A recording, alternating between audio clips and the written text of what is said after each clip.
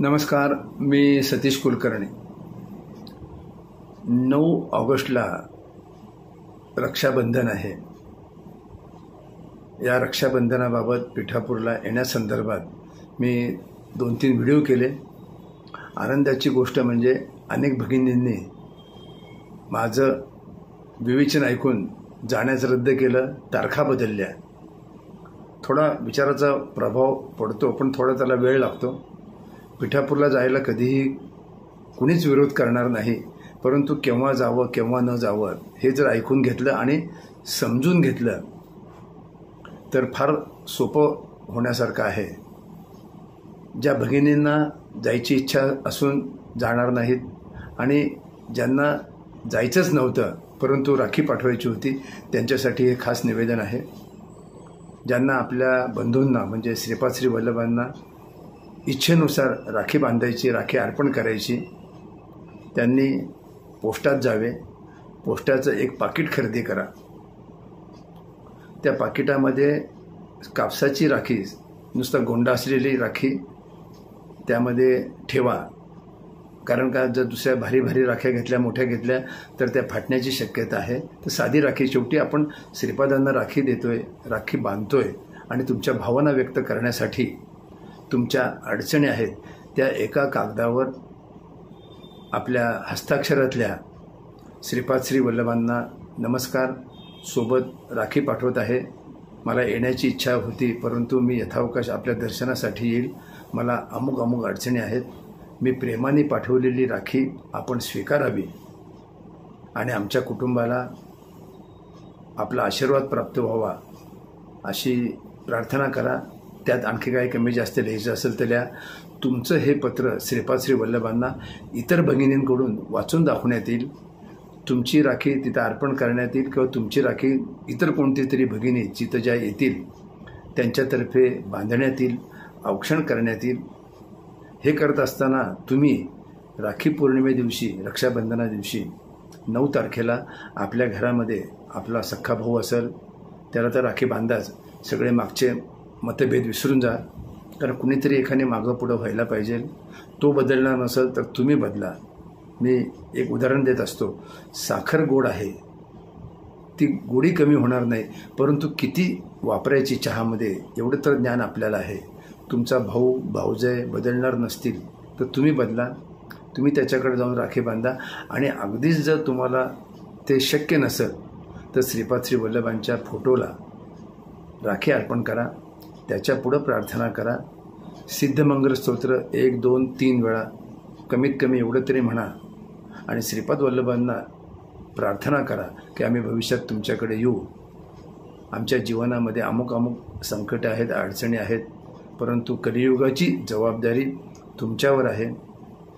आम्ही आजपर्यंत अज्ञानामुळे दुःख भोगत आलो आहोत। तुमच्या चरित्र वाचनामुळे आमच्यामध्ये बदल होत आहे आणि आम्हाला आता अध्यात्म समजू लागलं आहे, धर्म समजू लागला आहे। त्याप्रमाणे आम्ही आचरण करण्याचा प्रयत्न करतो। ते करण्यासाठी सुद्धा तुमचा आशीर्वाद महत्त्वाचा आहे। तर त्या पोस्टाच्या पाकिटामध्ये पत्र, एक साधी राखी टाका आणि ते पाकिट बंद करून आतल्या पत्रावर तुमचं नाव पत्ता पण टाका, कारण का तिथं अभिषेक आणि अन्नदान केल्यानंतर त्याची पावती आणि तुम्हाला विभूती आणि फोटो नंतर पुढे एक 15 दिवसात येईल। त्याचबरोबर त्या पाकिटावर डिस्क्रिप्शनमध्ये जो पत्ता दिला आहे तो पत्ता किंवा माझा जो हा व्हिडिओ आहे त्याच्या खाली पत्ता आहे, तिथं लिहा संपादक अक्कलकोट स्वामी दर्शन, संपादक अक्कलकोट स्वामी दर्शन 678 दक्षिण कसबा सोलापूर 413-007 हा पत्ता डिस्क्रिप्शनमध्ये पण आहे आणि माझ्या व्हिडिओच्या खाली पण आहे। तर हा पत्ता लिहा आणि हे पाकिट शक्य तितक्या लवकर पेटीमध्ये टाका, म्हणजे मला 8 दिवसात मिळेल। साधारण 7 तारखेला मी पिठापूरला जाणार आहे, त्याच्यानंतर 8 तारखेला एक जण निघून 9 तारखेला एक जण येणार आहे, तशी व्यवस्था केलेली आहे। आणि हे करत असताना ज्यांना अभिषेक अन्नदान करायचं, गोड अन्नदान, त्याप्रमाणे आपल्या इच्छेप्रमाणे 251 अमुक अमुक जे तुम्हाला पाठवायचं आहे, 516, 1116, ज्यांनी मागच्या वर्षी पाठवले त्याप्रमाणे पाठवले तरी चालतील, नाही पाठवले, नुसती राखी पाठवली तरी चालेल. हे सगळं आपल्या इच्छेनुसार आहे. आणि ते पाकिट बंद करून या पेटीत टाका. ते मला लवकरात लवकर म्हणजे 8 दिवसात मिळेल, कारण पोस्टानेसुद्धा राखीची पत्र लवकरात लवकर पोहोचवण्याचं नियोजन केलेलं आहे. ज्यांना चेक पाठवणं शक्य नाही त्यांनी मनी ऑर्डर पाठवा. ज्यांना मनी ऑर्डर पाठवणं शक्य नाही त्यांनी Google Pay केला तरी चालेल. परंतु माझ्या व्हॉट्सअप नंबरला, जो नंबर आहे माझ्या व्हिडिओच्या खाली 94 224 590 87, या व्हॉट्सअपवर पूर्ण नाव पत्ता कळवला तरी मी तो लिहून घेईन लवकरात लवकर. म्हणजे आता फक्त 15-20 दिवस राहिलेले आहेत. शेवटी जास्त निरोप येतात, त्यामुळं मग लिहून घ्यायला गडबड होती. तर असं हे राखी पौर्णिमेचं निवेदन आहे. दिवसेंदिवस आपण अतिशय संकटात आहोत, अतिशय त्रासात आहोत. बऱ्याच गोष्टी आपल्याला माहीत नसतात, वृत्तपत्रात किंवा एखाद्या व्हिडिओला बातमी येते. परंतु जीवन जगणं, जीवनात संकट येणं हे अवघड होत चाललेलं आहे. आणि अशावेळी फक्त आपल्याला एकच आधार आहे, म्हणजे कलियुगाचे तारक श्रीपाद श्री वल्लभ दिगंबरा दिगंबरा श्रीपाद श्री वल्लभ दिगंबरा हे नामस्मरण त्या दिवशी करा.